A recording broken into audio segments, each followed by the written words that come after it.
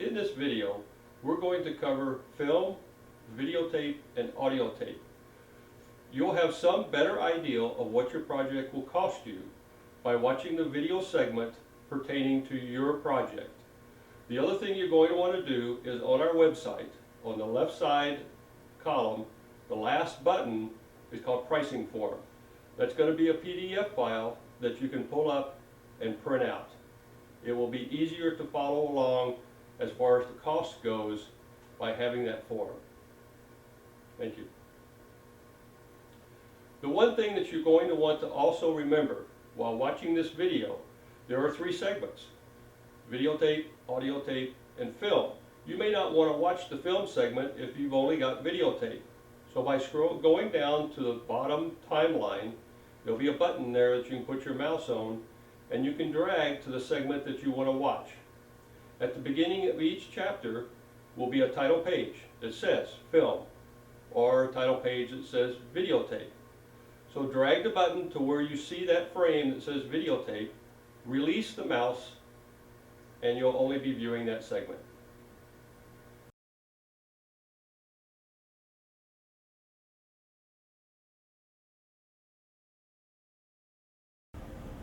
This segment we're going to cover audio tapes.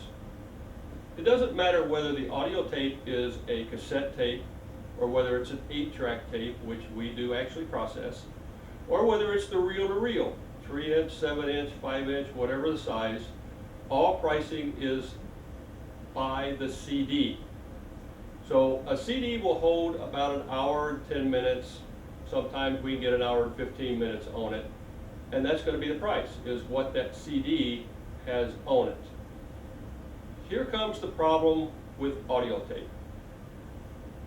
A cassette tape can be a 60-minute tape, or it can be a 90-minute tape. The 90-minute tape may only have 30 minutes on it. It may not even have an hour. So it's impossible for us to give a quote as to how many CDs 20 cassette tapes are going to take, because there's no way of me knowing how much time is on each tape. The other thing is the audio tape, the big reel-to-reel audio tapes. Those could have been recorded in 1 of 3 speeds. They could have been recorded in mono or stereo. Mono uses 1 of the 4 tracks, stereo uses 2 of the 4 tracks. How much audio is on that tape? I don't know. So in asking for a quote of how much are my 6 tapes going to cost me to have processed, I cannot give a quote. Hopefully you've got some idea of what's on your audio. But that's kind of what the scheme we came up with, was it's per CD. I hope this helps you understand what audio track is going to cost and why we cannot give a quote as to the cost of your project.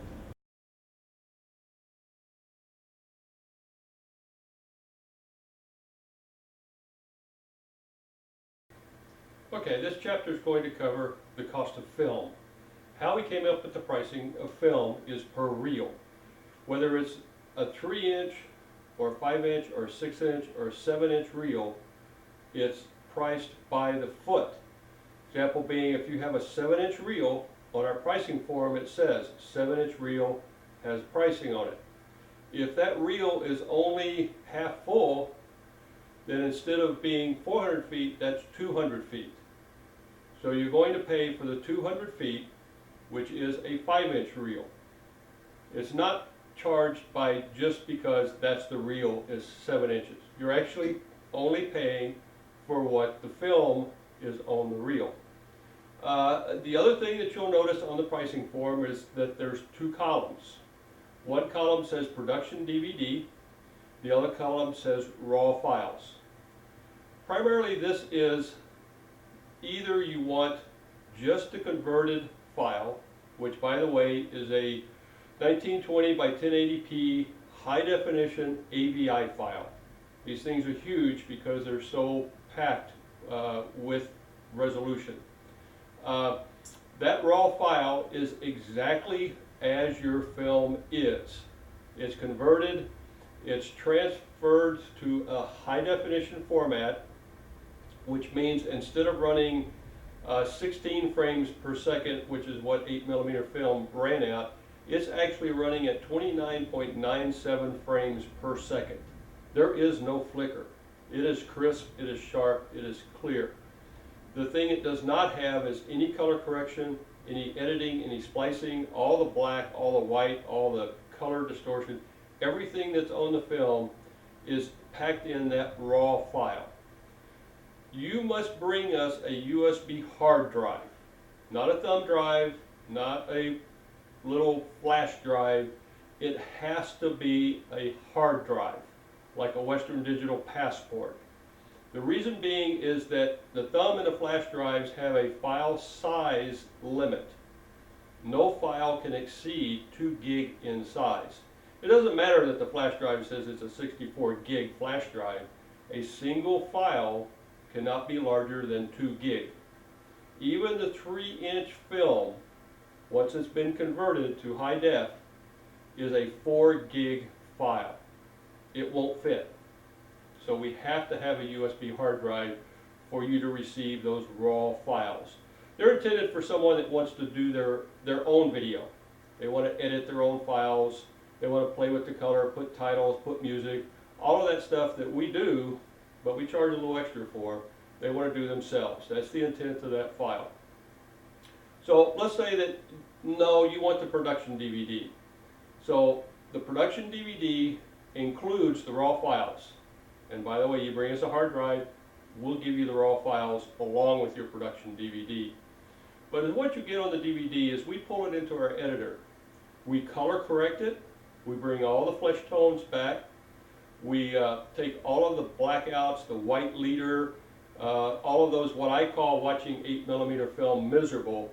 We take all of that out. We clean it up. We literally make it a nice production DVD. Your scenes fade from scene to scene. You'll have a blackout, a white out coming through. Also, you'll have chapter markers where each of your reels stop and start into the next reel will be a chapter marker, which means on your remote you can click and jump from chapter to chapter. That's all included in that price that's on our price form on the production DVD. So in figuring out what your project's going to cost, tally up how much film you've got, how many 3-inch reels or how many 5-inch reels or 7 inches reel that you have. Total those up, look in the column whether you want a production DVD or you want the raw files. There's your price list. Add that up, and you'll see what your video is probably going to cost. Sometimes we'll have a box. Somebody will give us 30 reels of film, a little 3-inch, and there'll be a box, and it's empty. They may have counted that. We're not going to count it. If we don't process the film, we won't count it. So that's pretty much how we price our films. There are some extras if you want them. Music. If you want music, you must furnish us with the music. Copyright laws. Don't want to get into that. So you have to furnish me with the music. Also titles. We prefer that the owner of the film or someone who knows the film sits down so that we get the titles right. Because if I put a title on somebody's video and then they come back and say, well, you know, that's not Uncle John, that's actually Aunt Mary. If you're sitting down and you told me to put that, it's not my fault. So that's kind of how we work that. I hope this helps you figure what your pricing of your film project will be. Thank you.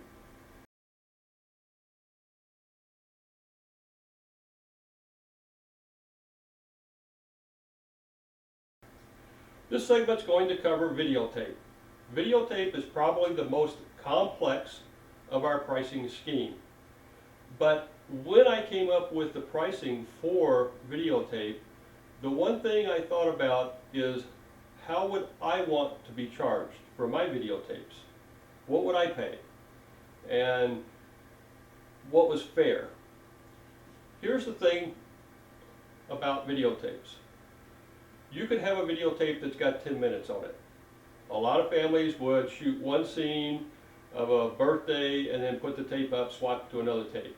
So you may have 10 minutes, you may have 30 minutes.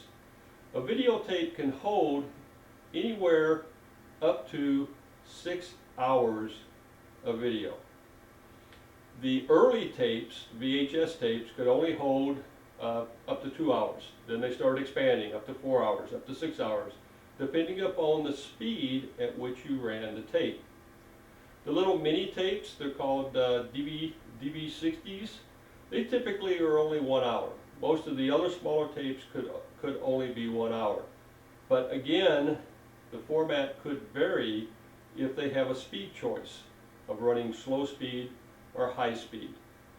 So when I try to figure the pricing scheme, somebody that has 10 minutes worth of tape or video on their tape, it's not fair to charge them full price of a tape that may have an hour to 2 hours on it. That's why we came up with the time calculation for the tape. The biggest problem we run into is that somebody wants a quote on what their 48 tapes are going to cost. From what I just described to you, you can see it's impossible for me to give a quote. I have no idea how much video is on your tape. I don't have any way of discovering that unless I process the tape. So that's where the two columns come up, production DVD and raw file. Okay, the raw file is where we capture the tape. We capture the audio, it creates an MPEG file. At that point in time, we can see how much time is on the tape. So let's say you have, and here's an example of an actual case. She had 48 tapes. Having a clue how much that project's going to cost. Could be small, could be enormous. So we processed the tape. She paid for strictly the raw files. We sent her back her tape, sent her the video. She reviewed the video and then told us, I want this tape, this tape, this tape, and this tape into a production DVD. Then we did the production DVD and charged her the difference between the raw file, which she had already paid, and what the price of the production DVD is. So that helped her only pay for what she wanted. The other thing that really sets us apart that nobody else does, let's say you have a tape that has 30 minutes of family birthday or Christmas or whatever, and then someone came along and threw the tape in and copied Dukes of Hazzard TV program back from the 70s, and you don't want that. That's not part of your family video, and you could care less about it. We're going to cut that out. We're not going to charge you for it. If we don't process it, we don't charge you. So if you've got a tape that's got an old 80s movie on it and you don't want it, you're not going to get it, you're not going to pay for it. That's what really sets us apart. You're only going to pay for the video that you want. I hope this helps. Thank you.